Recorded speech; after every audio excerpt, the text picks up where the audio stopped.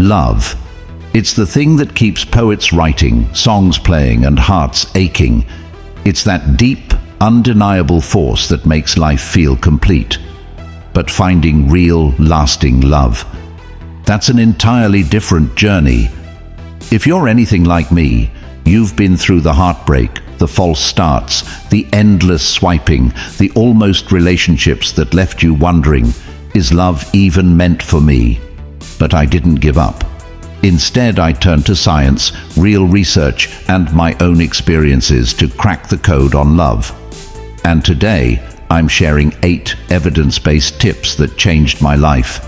And they just might change yours too. Let's dive in. Number 1. Understanding your own attachment style. When it came to love, I used to think the problem was always them. The ones who left. The ones who didn't text back.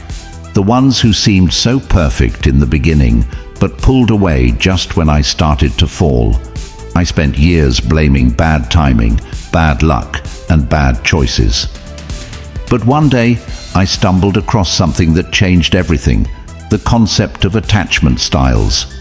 And for the first time, I realized maybe it wasn't just about them. Maybe it was about me. I took an online test, half expecting it to tell me something simple, like, you just haven't met the right person yet. Instead, it was like looking in a mirror I had spent my whole life avoiding. The results? Anxious attachment style. It hit me hard.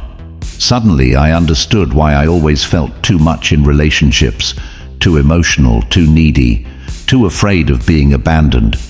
Every late-night spiral, every overanalyzed text, every moment of insecurity wasn't random. It was part of a pattern wired into me long before I ever fell in love. But here's the thing. Just because something explains your past doesn't mean it has to define your future. So I went deep into the research. Attachment theory, first developed by psychologist John Bowlby, suggests that the way we connect with romantic partners is rooted in our earliest experiences, especially our relationships with caregivers. If love felt secure and consistent in childhood, we tend to develop secure attachment in adulthood. If love felt unpredictable, distant, or overwhelming, we often develop anxious or avoidant attachment styles. And for me, love had always felt like something I had to earn. I started replaying past relationships in my head, seeing patterns I had never noticed before. I thought about how I would cling too tightly, mistaking anxiety for passion. How I would text first every single time, not because I wanted to, but because I needed reassurance. How I ignored red flags just because someone gave me attention. It was a cycle I didn't even know I was trapped in until I learned how to break it. The first step? Self-awareness. I had to sit with the truth. My attachment style wasn't just ruining my relationships. It was hurting me. It was keeping me stuck in a place where love felt like a battlefield instead of a safe haven. The second step? Rewiring my responses. Instead of reacting out of fear, I started pausing. When my mind screamed, "They haven't texted back. Maybe they're losing interest," I learned to breathe through it instead of spiraling. When I felt that familiar urge to overgive, overfix, overprove my worth, I asked myself, am I doing this out of love or out of fear? And the biggest shift: choosing better partners. People with secure attachment styles don't play games. They communicate, they show up, they don't make you guess whether they care. For the first time, I stopped chasing people who felt exciting but inconsistent. Instead, I started choosing people who made me feel safe. The change wasn't instant. Healing never is. But slowly, love started to feel different. Less like a game of survival, more like something steady, something warm, something that didn't send me into panic mode every time my phone stayed silent for an hour. And that's when I realized love was never supposed to feel like a test. It was supposed to feel like home. If you've ever felt like you're stuck in the same painful patterns, If you've ever wondered why love feels so hard for you, if you've ever thought, maybe I'm just too broken for love, you're not. You just need to understand yourself first. Because the moment I learned my own attachment style, that was the moment I stopped searching for love in all the wrong places. And that was the moment love finally found me. Number 2. The science of body language. What you don't say matters. I used to believe that love started with the right words, the perfect text, the right timing, the way you said hello on a first date. But I was wrong. Because the moment I learned the science of body language, I realized love isn't just about what you say. It's about what you don't say. There's a reason why some people make you feel instantly comfortable, like you've known them forever. And there's a reason why others make you feel uneasy, even if they say all the right things. It's not the words. It's the unspoken energy between two people. It's the subtle cues that tell your brain, yes, I'm safe here, or no, something feels off. I remember one night sitting across from someone I should have been excited about. He was attractive, successful, and saying all the right things. But something wasn't clicking, and then I noticed it. His posture was closed off, arms crossed, feet pointed slightly away. His smile didn't quite reach his eyes. My gut told me something was off, even though I couldn't explain why. That night, I realized how powerful body language really is. So I started digging into the science. I wanted to understand why we're drawn to some people and not others. What makes chemistry feel electric? What makes connection feel effortless? And what I learned? Body language isn't just a part of attraction. It is attraction. Studies show that 55% of communication is nonverbal. That means before you even say a word, your body is already speaking for you. The way you stand, the way you move, the way you hold eye contact. These things send messages louder than any words ever could. So I decided to experiment. The next time I was on a date, I stopped focusing on what to say. Instead, I focused on being present. I leaned in slightly when I was interested. I kept my shoulders relaxed and open. I mirrored my date's subtle movements, not in an obvious way, but in a natural, unconscious rhythm, and something shifted. Suddenly, conversations flowed effortlessly. Laughter came easier. My date seemed more engaged, more connected. I wasn't just talking, I was creating a feeling, and that feeling was trust, warmth, attraction. But body language isn't just about what you do, it's also about what you notice in others. I started paying attention to the little things. Eye contact. Do they hold your gaze, or do they glance around the room? Their feet. Are they pointed toward you, signaling interest, or away, like they're already halfway out the door? Subtle mirroring. Are they unconsciously copying your movements, a sign of deep rapport? Smiles. Are they real, reaching their eyes, or are they just polite and the biggest game changer? Touch. Research shows that even a brief, casual touch, like a light brush on the arm, can increase attraction by 50%. Touch releases oxytocin, the bonding hormone, making people feel more connected without even realizing why. So I started experimenting with that too. A gentle touch on the forearm while laughing. A light tap on the shoulder to emphasize a point. Each time I noticed the shift, the subtle spark, the increased warmth, the deepened connection. But here's the thing, body language isn't about manipulation. It's not about tricking someone into liking you. It's about creating genuine connection, about being open, present, and engaged in a way that makes the other person feel safe and seen. The more I practiced, the more I realized, love isn't built on perfect words, it's built on presence. It's built on those small, unspoken moments when two people just get each other, and the most powerful realization: it's not about making everyone like you. It's about recognizing who naturally connects with you. Because when body language is aligned, when two people are mirroring each other without thinking, when eye contact feels easy, when you just click, that's when you know. That's when love isn't forced. It's felt. Number 3, the Michelangelo Effect. Finding someone who shapes you for the better. I used to think love was about finding someone who accepted me exactly as I was.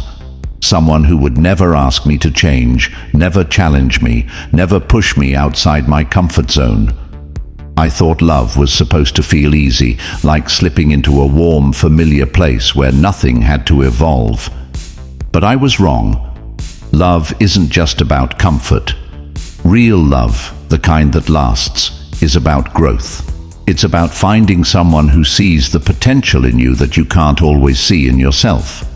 Someone who doesn't just love you, but sculpts you in the most beautiful way. Psychologists call it the Michelangelo Effect, named after the artist who believed that every block of marble already contained a masterpiece inside. He didn't create beauty, he simply revealed what was already there. And in the same way, the right partner doesn't change you into something you're not. They help you become the person you were always meant to be. I didn't understand this until I met someone who saw me differently. At the time, I was stuck in my own patterns, playing it safe, avoiding risks, hiding behind old fears and excuses. I told myself I wasn't capable of certain things, that I wasn't brave enough, smart enough, strong enough, and for a long time I surrounded myself with people who reinforced that version of me, people who didn't challenge me, people who let me stay small. But then I met someone who didn't. They saw something in me I had forgotten, a fire, a light, a potential I had buried under years of self-doubt. They didn't let me shrink. They didn't let me settle. And it wasn't always comfortable. Growth never is. But little by little, they helped me chip away at the parts of myself that weren't serving me, not by forcing me to change, not by making me feel like I wasn't enough, but by believing in the version of me I was too scared to step into. And that's when I realized, this is what love is supposed to do. It's not about staying the same, it's about evolving together. Science backs this up. Research shows that the strongest, happiest relationships are the ones where both partners encourage each other's personal growth, where they support each other's goals, challenge each other's fears, and inspire each other to become better versions of themselves. And here's what I learned. Not everyone will do this for you. Some people will keep you stuck. They'll hold you back, not because they don't care, but because they're comfortable with the version of you that fits their world. They don't want you to grow if it means you might outgrow them. But the right person, they won't be afraid of your growth. They will celebrate it. They will push you, not in a way that breaks you, but in a way that builds you. They will remind you of your strength when you forget. They will see the best in you, even when you can't. They will challenge you, not because they don't love you as you are, but because they know you are capable of more. And one day, you'll look back and realize you are stronger, wiser, braver. Not because they changed you, but because they helped you become who you were always meant to be. That's love. That's the Michelangelo Effect. And once you experience it, you'll never settle for anything less. Number 4. The 36 questions that create instant intimacy. There's a moment in love that changes everything. A moment when two people go from strangers to something more. It's not always a grand gesture. It's not always fireworks. Sometimes it's just a single conversation, a conversation that peels back the layers, that makes you feel seen in a way you never have before. I used to think love was all about time. That deep connection could only be built slowly, over months or years. But then I stumbled across a study that changed the way I saw intimacy forever. The 36 questions that lead to love. Developed by psychologist Arthur Aaron, these questions were designed to create instant closeness between two people, not through small talk, not through surface-level attraction, but through something much deeper: vulnerability. I remember the first time I tried them. It wasn't a date. It wasn't someone I was even sure I had feelings for. But we sat across from each other, took a deep breath, and started. The first questions were simple. If you could have dinner with anyone in the world, who would it be? Would you like to be famous? They felt like fun icebreakers, nothing too intense. But then, as we moved down the list, something shifted. What's your most treasured memory? What's your biggest regret? When did you last cry in front of someone? Suddenly we weren't just talking, we were opening. Walls came down, guards dropped. I found myself saying things I hadn't said out loud in years. And as I listened to their answers, I realized, this is what connection feels like. By the time we reached the final question, if we were to become close friends, what would I need to know about you? I wasn't just interested in them, I knew them, and they knew me. That night, something changed in me. I had spent so much of my life searching for connection in all the wrong places, through physical attraction, through shared interests, through texting games, and waiting for the perfect moment. But in just a couple of hours, these 36 questions had created more intimacy than months of casual dating ever had. And it wasn't magic, it was science. Studies show that vulnerability breeds closeness. The more we open up, the more we invite someone into our world, the deeper the connection becomes. But most of us don't do this in dating. We hide, we perform, we show the most polished version of ourselves, afraid that if someone saw the real us, they might walk away. But real love, it isn't built on perfection, it's built on truth. So I started using these questions more. Not as a test, not as a checklist, but as a way to see who was willing to meet me there. Because love isn't just about finding someone you're attracted to, it's about finding someone who's willing to go deep with you, someone who isn't afraid to be seen. And here's the most powerful thing I learned. When two people are meant for each other, vulnerability doesn't push them away, it pulls them closer.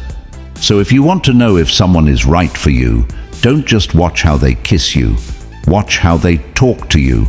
Watch how they respond when the conversation shifts from surface level to something real.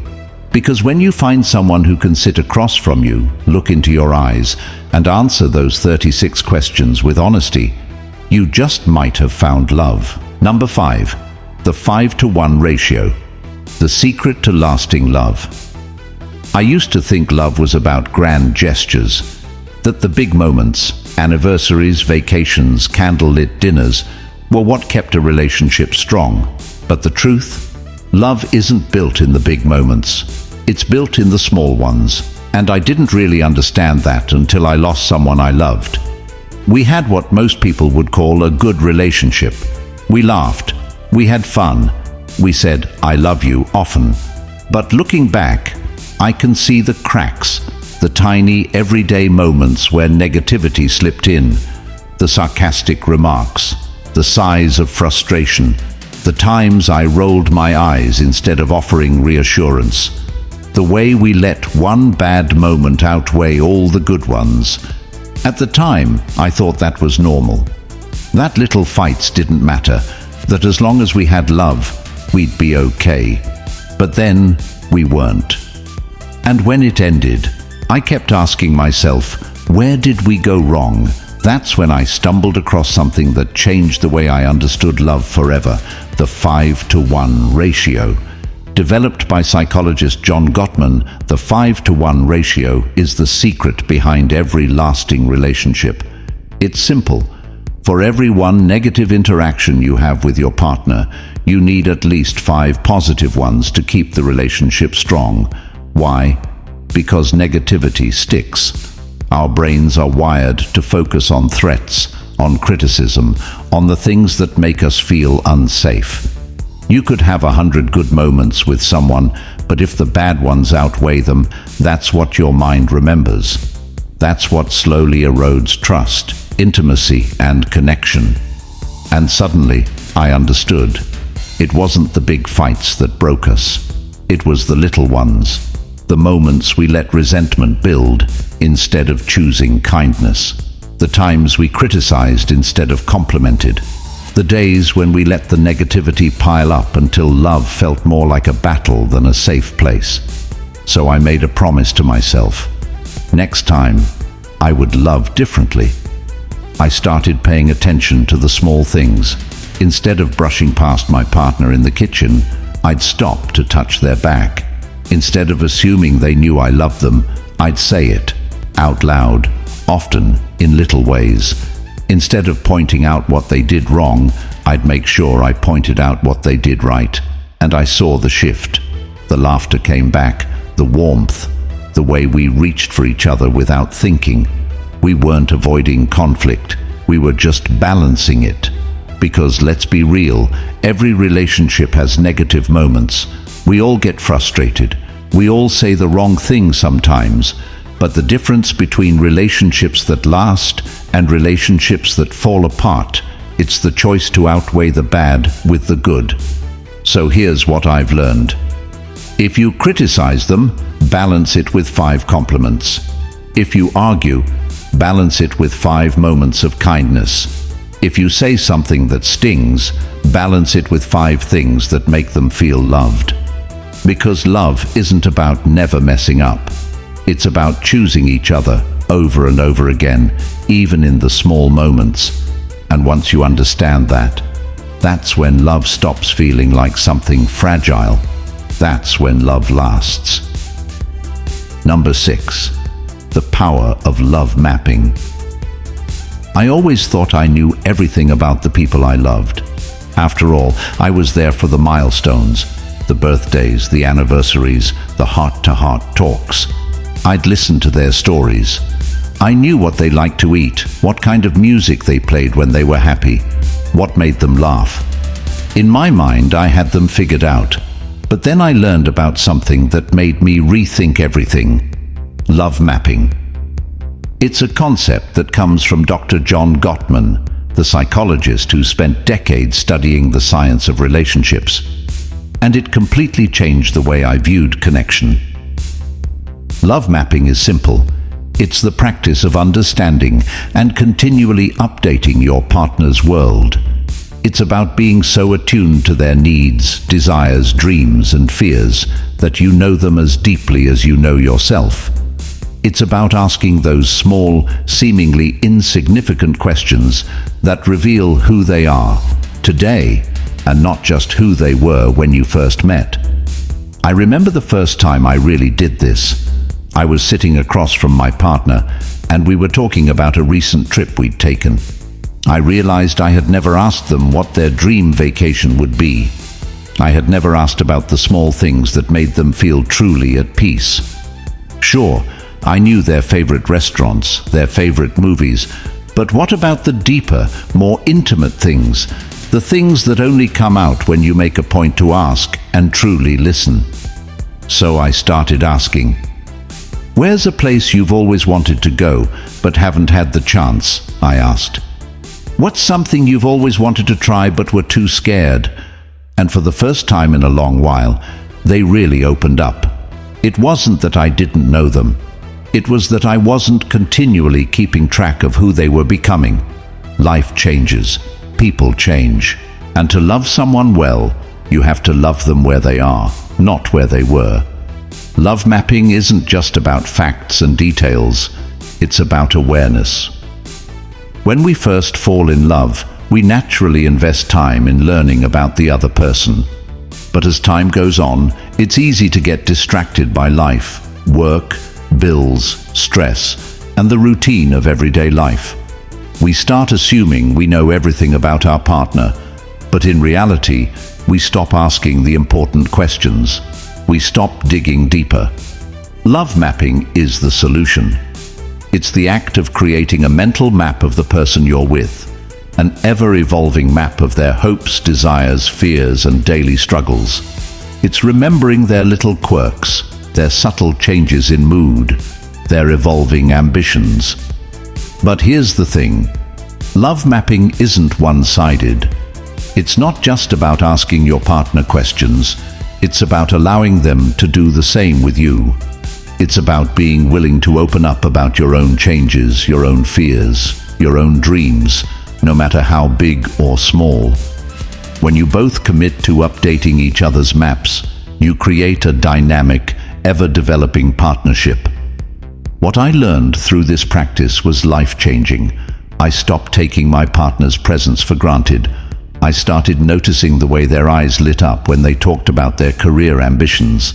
I started asking about their childhood memories, the things that shaped them into who they are today. I began listening, not just with my ears, but with my heart. I realized that no matter how well you think you know someone, there's always more beneath the surface waiting to be discovered. And as I learned more about them, something incredible happened. The connection deepened. When you love someone, you can't just settle for surface-level knowledge. You need to dive into their world, understand how they think, feel, and experience life. Love mapping creates the opportunity to build empathy, to see the world through their eyes, and to show up for them in a way that no one else can.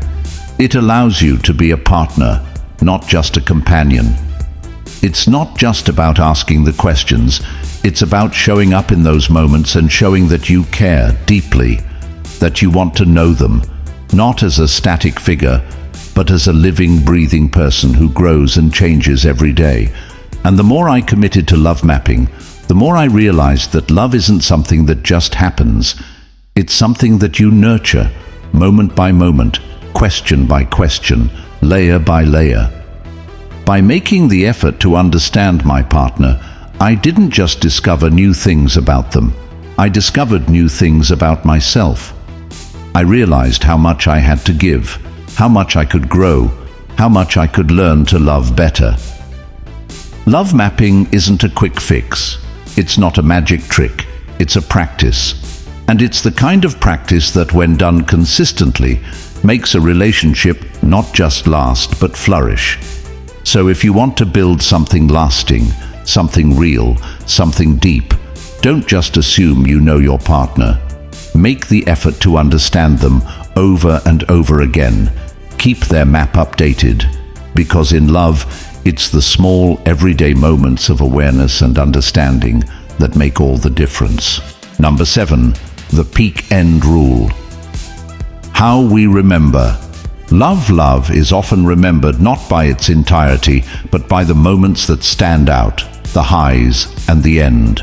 This is called the peak end rule, a concept developed by psychologist Daniel Kahneman.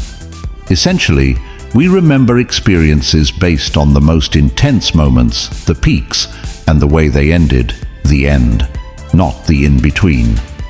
I realized this after experiencing a relationship that started beautifully, laughter, shared memories, and deep connection.